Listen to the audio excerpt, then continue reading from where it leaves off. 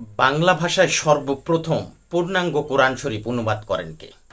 আমরা যারা বাংলা ভাষাভাষী আছি তাদের মধ্যে ব্যাপকভাবে প্রচলিত আছে যে ভাই গিরিশচন্দ্র সেন সর্বপ্রথম বাংলা ভাষায় কোরআন অনুবাদ করেন। কথাটি সঠিক নয়। তিনি ছিলেন একজন হিন্দু মানুষ, যে মানুষটি কখনো আরবি জানতেন না, আরবি ব্যাকরণও বুঝতেন না। এমন ব্যক্তি কিভাবে আরবি থেকে বাংলা ভাষায় কোরআন শরীফ অনুবাদ করেন?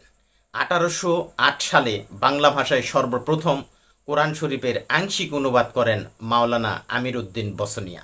এরপর 1836 সালে বাংলা ভাষায় সর্বপ্রথম পূর্ণাঙ্গ কোরআন শরীফ অনুবাদ করেন মৌলভী নাইমুদ্দিন। আর ভাই গিরিশচন্দ্র সেন শুধু উক্ত অনুবাদকে পুস্তক আকারে সন্নিবেশ করে প্রকাশ করেন। তার মানে হলো গিরিশচন্দ্র সেন হচ্ছেন প্রকাশক, তাও অনেক দিন পরে 1886 সালে। তার মানে মৌলভী নাইমুদ্দিন 1836 সালে অনুবাদ করেন, আর সেই অনুবাদ পুস্তক আকারে প্রকাশ করেন ভাই গিরিশচন্দ্র সেন 1866 সালে, অর্থাৎ 50 বছর পরে। গিরিশচন্দ্র সেনের জন্ম 1835 সালে, মৃত্যু 1910 সালে। গিরিশচন্দ্রের জন্মের 27 বছর পূর্বে অর্থাৎ 1808 সালে বাংলা ভাষায় আংশিক কোরআন শরীফ অনুবাদ করেন মাওলানা আমির উদ্দিন বসনিয়া।